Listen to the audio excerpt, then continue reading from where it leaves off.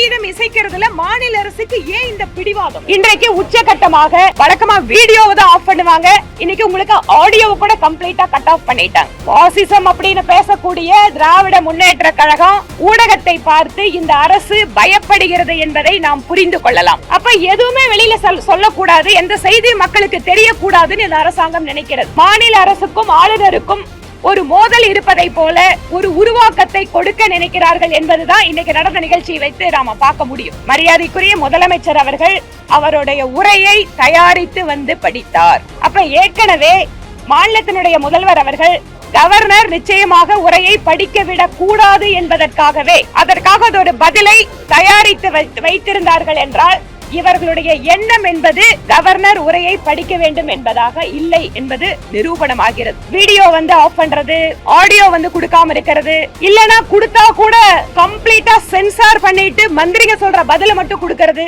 இன்று சட்ட பேரவை கூட்டத்தின் போது மரியாதைக்குரிய ஆளுநர் அவர்களுடைய உரை கடந்த முறை நடந்ததை போலவே ஆளுநர் அவர்களிடமிருந்து வந்த கோரிக்கையான தேசிய கீதம் இசைக்கப்பட வேண்டும் என்ற கோரிக்கையை நிறைவேற்றப்படவில்லை என்பதோடு கவர்னர் அவர்கள் வெளியேறியதற்கு பின்பாக ராஜ்பவனிலிருந்து லோக்பவனிலிருந்து அறிக்கை ஒன்று வெளியாகிருக்கிறது. நீங்க எல்லாரும் அதை பார்த்திருப்பீங்க.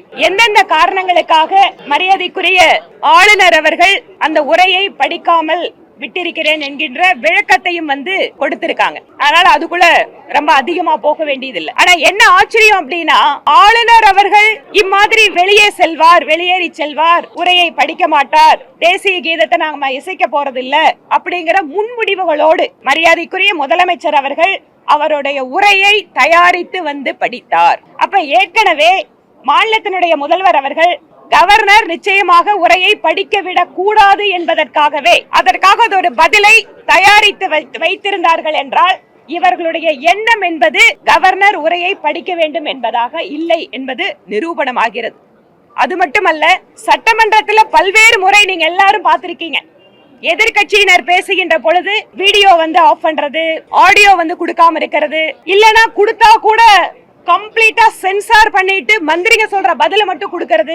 இன்றைக்கு உச்சகட்டமாக வழக்கமா வீடியோவை தான் ஆஃப் பண்ணுவாங்க, இன்னைக்கு உங்களுக்கு ஆடியோவை கூட கம்ப்ளீட்டா கட் ஆஃப் பண்ணிட்டாங்க. பாசிசம் அப்படின்னு பேசக்கூடிய திராவிட முன்னேற்ற கழகம் இன்றைக்கு சட்டப்பேரவையில உங்களோட நூற்றுக்கணக்கான ஊடக நண்பர்கள் முன்னால அங்க என்ன நடந்தது அப்படிங்கறது உங்களுக்கு சொல்றது மட்டும் இல்ல, அதுல எந்த விஷயத்தையும் வெளியில யாரும் போடக்கூடாது அப்படின்னு எச்சரிக்கை கொடுக்கறாங்கன்னு சொன்னா எந்த அளவிற்கு ஊடகத்தை பார்த்து இந்த அரசு பயப்படுகிறது என்பதை நாம் புரிந்து கொள்ளலாம்.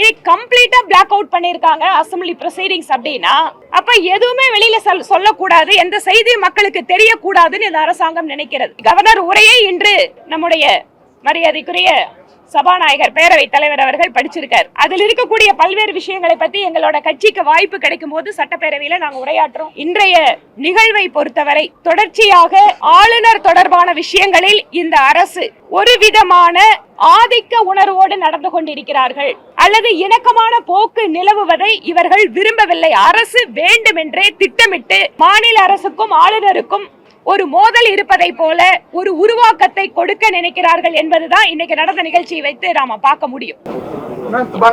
இப்ப வந்துட்டு அவரு சொன்னீங்க சிஎம் வந்து வெல் ப்ரிப்பேர்டா இருந்தாரு அப்படின்ட்டு. இப்ப கவர்னர் வந்து 9:36 இங்க இருந்து கிளம்புறாரு.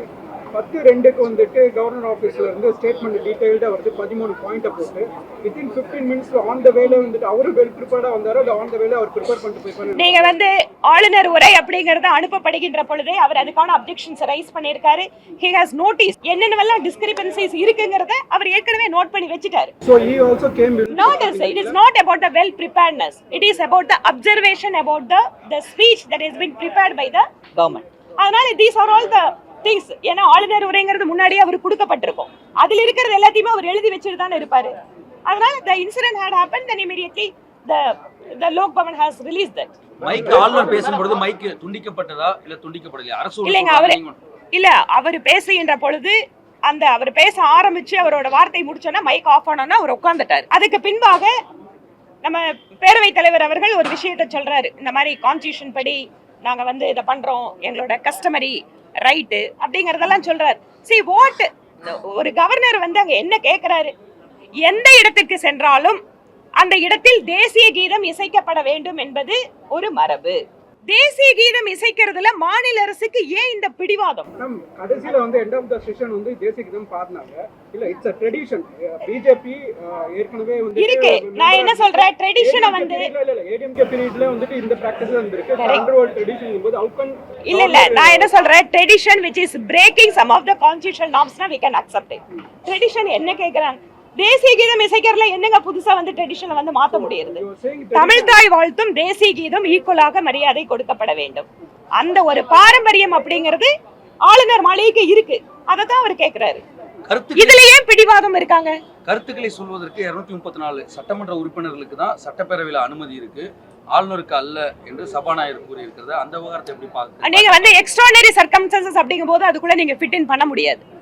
Okay, when something is happening extraordinary, நீங்க சாதாரணமான நிகழ்வுகள் நடக்கிற விஷயத்தை பொறுத்த வரைக்கும் மட்டுமே அதை பார்க்க முடியாது. நன்றிங்க. மீதி எல்லாம் அசெம்பிளி 2 நாள் நடக்குது இல்ல, பேசிட்டு உங்களோட பேசுறோம்.